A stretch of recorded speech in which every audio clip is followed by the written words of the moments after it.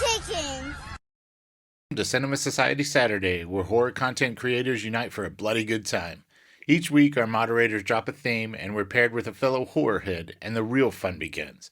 They pick a movie for me to review, and I pick one for them. No skips, no swaps, just screams, surprises, and some seriously deep cuts. Now let's get into it. This week's theme is environmental horror.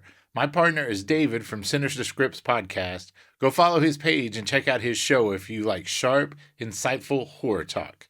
I gave him The Colony from 2013, and he gave me The Food of the Gods from 1976. Directed and written by Bert I. Gordon, based very loosely on H.G. Wells' The Food of the Gods and How It Came to Earth. It stars Marjoe Gortner, Pamela Franken, and Ida Lupino. This one's rated PG, and I watched it on MGM+. On paper, this should be perfect for environmental horror. Strange food bubbling out of the earth, animals mutate, nature pushes back. The movie nods at the ecological fallout and corporate greed, but it never commits. The script never really tells us what the substance is or why it exists. It's just mystery goo, makes things huge. All the interesting ideas from Wells' novel gets flattened into a very basic giant animals attack humans setup. So the story feels thin and unfinished instead of thought-provoking.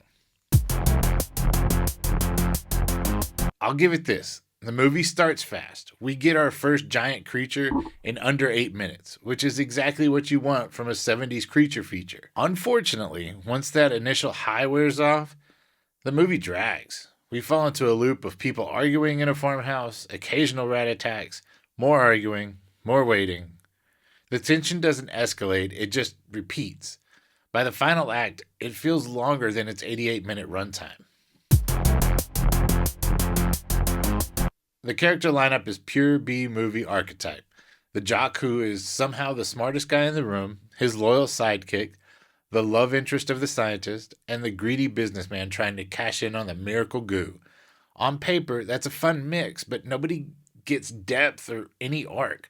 Performances aren't offensively bad, they're just bland. No one is memorable enough for you to root for or against once the rats show up. For environmental horror, atmosphere is everything, and this movie, it whiffs it. You've got an isolated island, a weird substance in the ground, and giant predators closing in, but I never felt trapped, claustrophobic, or unsafe. The tone keeps bouncing between earnest echo warning and goofy drive-in creature feature without fully embracing either, so it never builds consistent dread or campy fun. From the odd opening credits to the chaotic handheld shots during animal attacks, the visual language is messy. You can tell what they were trying to do, but the framing and the movement often work against the tension. The one bright spot is the natural scenery. There are moments where the landscape looks genuinely beautiful, but the camera just doesn't know how to turn that into a mood.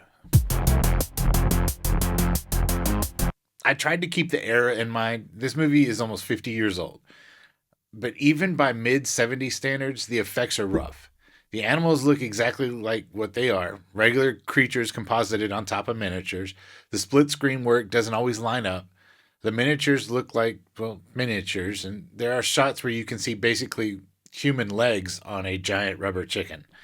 The animated wasps are laughably bad, and the blood that is hyper bright red that screams stage paint, not terror. Weirdly, the audio quality itself is solid. Dialogue is clear and the mix isn't distracting, but the score is completely forgettable. I watched this from start to finish and I couldn't hum a single cue afterward. It supports the movie just enough to function, but it never elevates a scene or creates its own identity.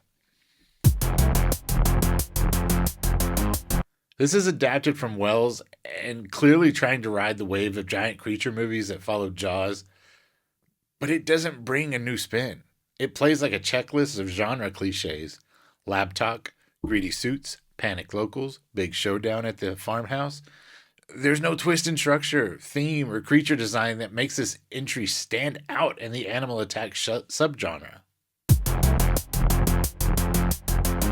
Emotionally, this one's just flat. I didn't love it. I didn't hate it. I just watched it. I never formed a connection with any of the characters, so every death lands as, okay, there's another one down, instead of a gut punch. Environmental horror should either make you anxious about the world or at least stressed for the survivors. This one does neither. I'd only recommend The Food of the Gods to very specific viewers. People who live for B movies or someone curating a full giant creature marathon where the cheese factor is part of the fun. For most horror fans, there are stronger echo horror and killer critter options out there. Rewatch value for me, it's extremely low. So that gives The Food of the Gods a total score of 4.0 out of 10. On my scale, that's a grave mistake. Watch with caution. IMDb currently sits a little higher at 4.7 out of 10, but I'm staying put in this rat infested basement on this one. Right or wrong, weak or strong, these are my opinions. If you've seen this one, or if you've got a better environmental horror recommendation, drop it in the comments, and don't forget to show some love over David at the Sinister Script podcast.